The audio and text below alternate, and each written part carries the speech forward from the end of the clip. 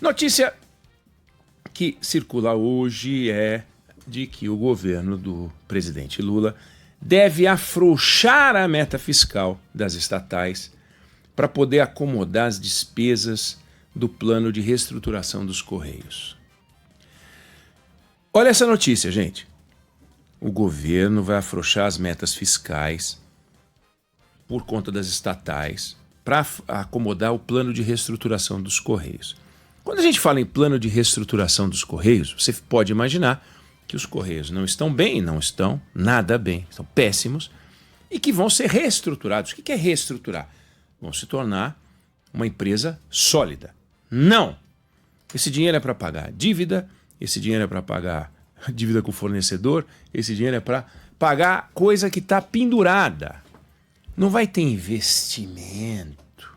Não é que ele vai competir com o Mercado Livre, vai investir o que está investindo no Magazine Luiza, Amazon, DHL. Não, esquece. Os Correios estão numa situação assustadora. É de se perguntar se tem solução. Nas mãos do Estado não tem a menor chance. Em mãos privadas é de se perguntar se ainda alguém tem interesse em comprar. Provavelmente tem, tudo depende do preço, certo? Você não pagaria R$100 por um copo d'água, mas pagaria R$1. Você não pagaria um dinheirão pelos Correios, mas de repente, se pagar um pouquinho, de repente você encara essa confusão, que tem uma dívida trabalhista, que é uma confusão, que é uma empresa atrapalhada, uma empresa inchada, uma empresa que, pelo símbolo dela, né? Puxa, a figura do carteiro, a ideia da integração nacional, postos em tudo que é município, é uma coisa bacana, mas a realidade é completamente diferente. A empresa está bichada. E a empresa está bichada por uma série de motivos. As empresas elas ficam bichadas muitas vezes, né? Então, por exemplo, se você pegar em 1995, de 25% a 30% do mercado de telefonia celular era da Nokia. Hoje a Nokia não tem 1% do mercado. Então pode acontecer. Você tem um avanço tecnológico que a sua empresa não acompanha, você tem uma superação tecnológica, às vezes você tem uma mudança completa tecnológica. Os Correios enfrentam uma mudança tecnológica brutal.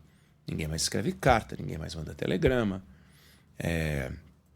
E o volume de pacotes que é monumental e que ele tomava conta, hoje tem entrantes que investem muito mais. Então, enquanto os Correios investiram aí no ano passado ou no ano retrasado R$700 milhões, no ano passado R$700 milhões, o Mercado Livre investiu R$24 bilhões.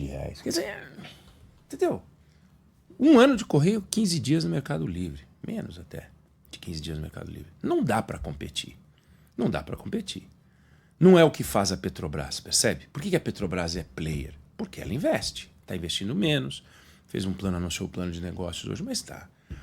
Tem café no bule, né? E olha que a Petrobras foi arruinada no governo Dilma. A Petrobras foi arruinada no governo Dilma. A Dilma destruiu a Petrobras, a Dilma destruiu a Eletrobras, a Dilma destruiu o Brasil, né? Produziu um estrago monumental e é banqueira internacional. Eu não sei quem é que topa, né? Que não tem mais cheque. Eu não receberia um cheque dela. Também não venderia um carro usado, nem a crédito, nem a prazo. Mas muita gente sim.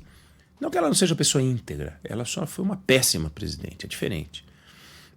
Mas ela arruinou a Petrobras, ela arruinou a Eletrobras. E o Estado brasileiro arruinou os Correios. O mesmo Estado que fez os Correios arruinou os Correios. Se a gente pegar hoje a situação dos Correios, só 15% das agências operam no azul. 15%. Então, tá no Brasil todo. Está no Brasil todo quebrado, no Brasil todo. 15%. Sabe quantos presidentes os Correios tiveram nos últimos 10 anos? 8 presidentes. Sabe quantas greves o Correio fez nos últimos 10, 12 anos? 15 greves. 12 greves nacionais. Uma delas durou 35 dias. Qual é a chance de dar certo uma empresa? Você pegar os presidentes, teve um que ele pegou e fez o seguinte, mudou o estatuto para poder permitir cargos comissionados com indicação política. Ele mesmo, filiado ao PT. Dos 28 diretores na gestão do Wagner Pinheiro, 16 eram filiados ao PT. É inacreditável. Aí em 2014, por exemplo, que na época que estava esse cidadão aí, o governo falou, não pode reajustar os preços. Interferência indevida. Estado. Isso, para a gente não falar onde é que nasceu o mensalão, né? O mensalão começou nos Correios.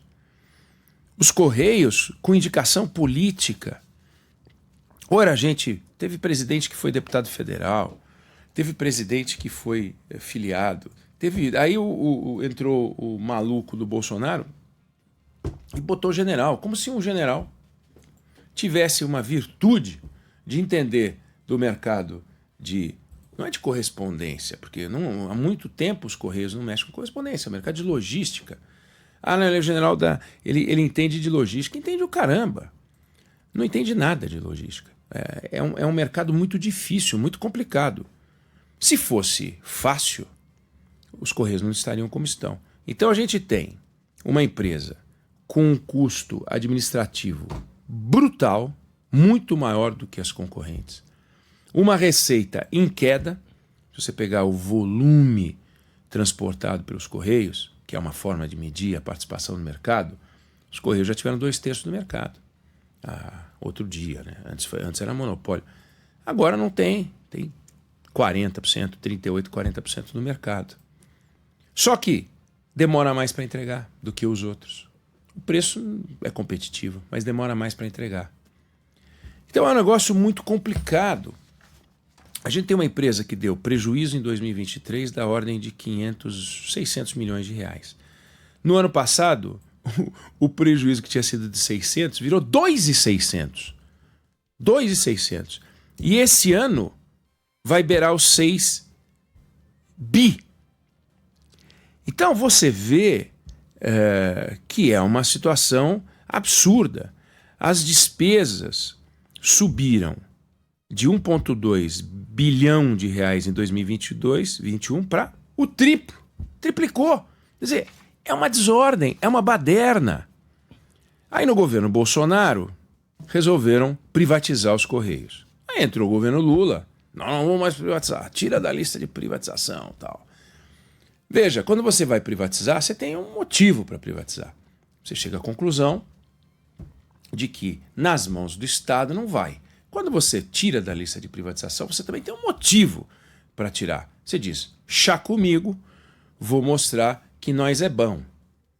Aí, o vou mostrar que nós é bom é buraco atrás de buraco. Vou mostrar que nós é muito ruim. Então, a gestão dos Correios no governo do PT 3, Lula 3, é um desastre. É um desastre. Simplesmente a ideologia cega sustenta os Correios na mão do Estado. E o que vai acontecer é o seguinte, você pode privatizar por bem e você pode morrer com o mico na mão. Morrer com o mico na mão. O governo vai ter que encarar agora uma responsabilidade que não é brincadeira. Os Correios vão tomar 20 bilhões de reais no mercado. Há uma taxa absurda de um consórcio de bancos que topou pegar e emprestar dinheiro para os Correios, não porque ele confia nos Correios, não confia nada nos Correios, mas tem garantia real, tem aval do Tesouro. Então, se os Correios não pagarem, o Tesouro vai pagar a conta. Se o Correio quebrar, o Tesouro vai pagar a conta. E os Correios estão péssimos. Péssimos, não tem dinheiro para nada. Volto a dizer, existem empresas que vão ficando pelo caminho quando você tem a superação tecnológica. Se você for pegar a lista das montadoras que mandavam no mundo na década de 60, mais da metade dos carros eram americanos. Hoje, 75% dos carros são asiáticos. O que aconteceu com as montadoras? Uma crise monumental. Por que você acha que o Donald Trump foi eleito? Porque os empregos industriais foram desaparecendo. O caso das montadoras é um caso clássico. Detroit, que era o símbolo, Detroit era o ABC paulista do planeta Terra. Era lá que estavam as montadoras de automóvel. As grandes figuras da indústria, os grandes líderes empresariais vinham desse setor. Na época do Iacocca, que foi presidente da Chrysler. Aí quando você vai olhar, o tempo vai passando Então era 1985, era a GM a primeira montadora do mundo. A segunda era a Ford, a Toyota era a terceira. Isso em 85. Hoje a Toyota é a primeira, a segunda é a Volkswagen, a GM sumiu. A Ford é a terceira e depois vem a BYD, que é de 1995 e já produziu 10 milhões de carros. Agora, para isso fez o quê? É bilhão em cima de bilhão. Bilhão de dólares. Bilhões e bilhões e bilhões e bilhões e bilhões e bilhões. Quer conquistar mercado, sai crescendo. Então, quanto é que você tem que investir? O que precisar investir. Como é que uma empresa sobrevive? Fazendo o que deve ser feito. Não fazendo o que dá para fazer. Ah, vamos fazer o que dá para fazer. Ah, e tem que fazer alguma coisa. Não existe isso. Empresa que faz o que dá para fazer, quebra. Empresa que faz o que precisa fazer, tem mais chance. E os Correios estão fazendo o que dá para fazer. Então agora eles vão pegar 20 bi para pagar dívida, quero lembrar bem, insisto nisso. Não é que eles estão pegando 20 bi para resolver os problemas dos Correios. E a gente tem um problema de modelo. Uma empresa estatal, por definição, se presta a atender os propósitos dos políticos de plantão. Ou você acha que a Petrobras faz tudo o que ela quer e não presta contas ao Palácio do Planalto? Presta. Uma empresa estatal é assim. O acionista controlador é o Estado, e o Estado dá palpite. O Estado tentou trocar, sem ser controlador da Vale, tentou colocar aquele tal de Guido Mantega, que foi ministro da Fazenda, um desastre, na presidência da Vale, depois no conselho da Vale. Tentou colocar o Guido Mantega na Braskem, tentou, que é parceria com a Petrobras. Eles vão tentando enfiar onde dá, né? Por quê? Porque tem ações, então pode palpitar. Coloca essa ministrada toda em conselhos, onde o BNDES e o governo têm assento. Então a Aniele Franco virou conselheira da Fundição Tupi.